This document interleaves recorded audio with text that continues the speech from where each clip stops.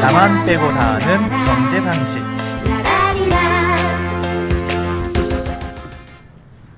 안녕하세요. 낫배경 오영일입니다. 오늘의 낫배경 마이너스 금리입니다. 얼마 전부터 신문이나 언론에서 마이너스 금리라는 말을 많이 듣게 됐는데요. 이게 무슨 말인지 도통 이해가 안 된다는 이야기를 많이 들었습니다. 그리고 마이너스 금리가 정확히 어떤 건지, 마이너스 금리라는 것이 가능한 것인지에 대한 질문을 많이 받았는데요. 오늘은 마이너스 금리가 어떤 것이며 실제로 어떻게 활용되고 있는지 정리해 보겠습니다.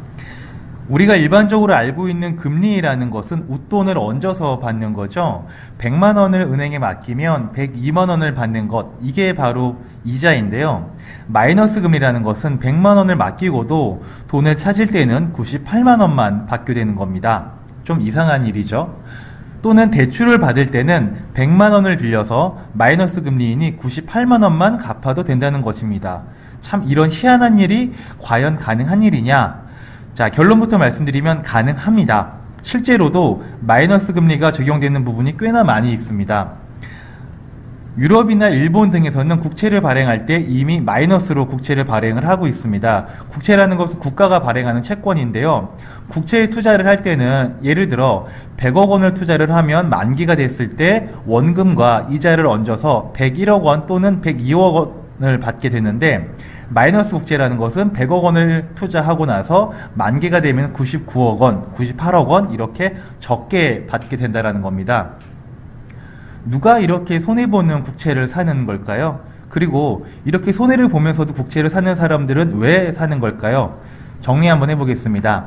이렇게 마이너스 금리를 이해를 하시려면 먼저 두 가지를 알아두시면 참 편하게 이해가 되실 겁니다. 첫 번째는 지급준비금이라는 거고요. 두 번째는 실질금리라는 개념입니다.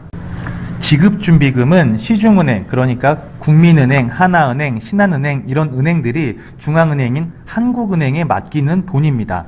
자, 지급준비금은 어떤 거냐면 은행은 고객에게 돈을 받으면 그 돈으로 대출을 해줘서 수익을 창출을 하죠. 그런데 돈을 맡긴 고객이 급하게 돈 쓸 곳이 생겨서 은행에 돈을 찾으러 갑니다. 그런데 은행에 대출로 돈을 다 내보내줘서 은행 금고 안에는 돈이 하나도 없고 텅텅 비어 있습니다. 그러면 고객에게 돌려줄 돈이 없게 되겠죠. 그래서 은행들은 고객에게 받은 돈 중 일부를 한국은행에 맡겨두게 되어 있습니다. 갑자기 고객이 돈을 찾으러 가도 은행이 돈을 지급해주지 못하는 일이 발생하지 않도록 이렇게 제도화 시켜놓은 거죠. 이렇게 은행이, 시중은행이 한국은행에 맡기는 돈을 바로 지급준비금이라고 이야기를 합니다. 실질금리라는 것은 이자의, 표면적인 이자의 물가를 합한 것인데요. 일반적으로 이렇게 보면 될 것 같습니다. 만원짜리가 하나 있는데 2%의 이자가 붙어서 1,200원이 되었습니다. 그리고 1년 전에 수박이 만원이었었는데 지금도 가격 변동이 없어서 똑같이 만원입니다. 그러면 내 돈은 2%가 플러스이다 라고 볼 수가 있는 거고요. 반대로 만원에 2% 이자가 붙었는데 그 사이에 수박값이 4%가 올라갔습니다. 그러면 1년 전에는 내가 만원으로 수박 하나를 교환할 수 있는 가치가 내 돈에 있었는데 지금은 2% 이자가 붙었음에도 불구하고 물가가 더 많이 올라가 버렸기 때문에 만원짜리 한 장으로 수박을 사 먹을 수가 없게 돼버린 거죠. 그럴 때는 돈의 가치가 떨어졌다라고 봅니다. 이런 것들을 경제학적으로 조금 고급스럽게 표현을 하면은 실질금리가 마이너스다라고 보시면 될 것 같습니다. 또 하나의 실질금리가 플러스인 예를 들어보겠습니다. 만원짜리에서 이자가 전혀 붙지 않아서 그냥 내 돈은 만원으로 똑같습니다. 그런데 물가가 1%가 떨어집니다. 그러면 수박 가격이 만원에서 9,900원으로 떨어지는 거죠. 나는 만원짜리 하나로 수박을 사고도 100원이란 돈이 남게 됩니다. 이런 경우가 바로 실질금리가 플러스이다라고 볼 수가 있는 거죠. 참 재밌는 거죠. 나는 이자를 전혀 받은 게 없지만 물가가 떨어짐으로 인해서 내 돈의 가치가 올라간 것, 그게 바로 플러스가 된다라고 표현을 하게 됩니다. 자, 이렇게 지급준비금은 시중은행이 고객에게 받은 돈 중에 일부를 중앙은행에 넣어두는 것이고요. 실질금리는 이자에 물가를 더한 것이 바로 실질금리입니다. 자, 이제 이 두 가지 개념을 정리했기 때문에 마이너스 금리에 대해서 이해하시는 게 조금 더 용이해지셨을 것 같습니다.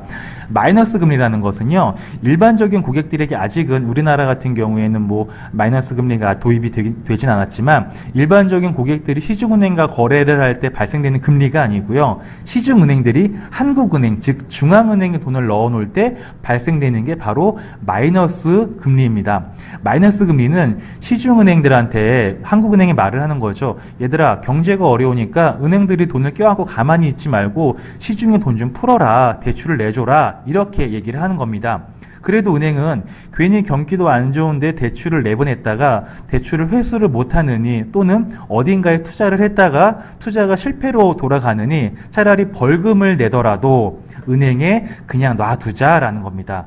중앙은행에 돈을 넣게 되면은 일종의 마이너스 금리를 벌금 형태라고 보시면 될 것 같습니다. 경제가 어려운데도 불구하고 너희들이 돈을 시중에 풀지 않았으니 벌금을 내 라고 하는 게 바로 마이너스 금리다라고 보시면 될 것 같습니다.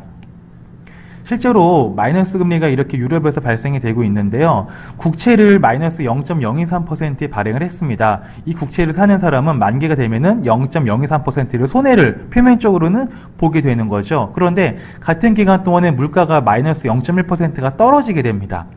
아까 말씀드렸던 것처럼 화폐의 가치가 표면적으로는 떨어진 것 같지만 물가가 더 떨어졌기 때문에 화폐의 실질 가치는 플러스인 거죠. 그래서 표면적으로는 마이너스, 손해가 보는 것 같지만 사람들은 마이너스로 표시되어 있는 국채에 투자를 하게 되는 것이라고 보면 될 것 같습니다. 총 정리 한번 하겠습니다. 마이너스 금리는 시중은행과 중앙은행 사이에서 발생을 하는 거고요. 시중은행에게 매긴 일종의 벌금 같은 형태입니다. 시중에 돈을 풀지 않았으니 벌금을 내라, 이런 형태이고요. 시중은행들이 물가가 하락될 것으로 예상이 되고 돈의 가치가 상승할 것으로 예상이 되다 보니까 마이너스 금리임에도 불구하고 국채를, 마이너스로 되어 있는 국채를 사기도 한다라고 보시면 될 것 같고요. 물가 하락보다 마이너스 금리가 작기 때문에 실질 금리는 플러스다. 그래서 마이너스 금리가 가능하다라고 보시면 될 것 같습니다. 이상 마이너스 금리에 대해서 정리를 했고요. 마이너스 금리라는 자체는 경제의 일반적인 틀을 좀 이해하고 있지 않은 상태에서는 이해하기 어려울 수 있는 부분이긴 하지만 제가 정리 한번 해봤는데 이 정리만 가지고 조금 이해가 부족하실 수도 있거든요. 그러면 개인적으로 문자나 카톡, 메일 주시면 한 번 더 정확하게 답변을 드리도록 하겠습니다. 이상 납배경 마이너스 금리였습니다.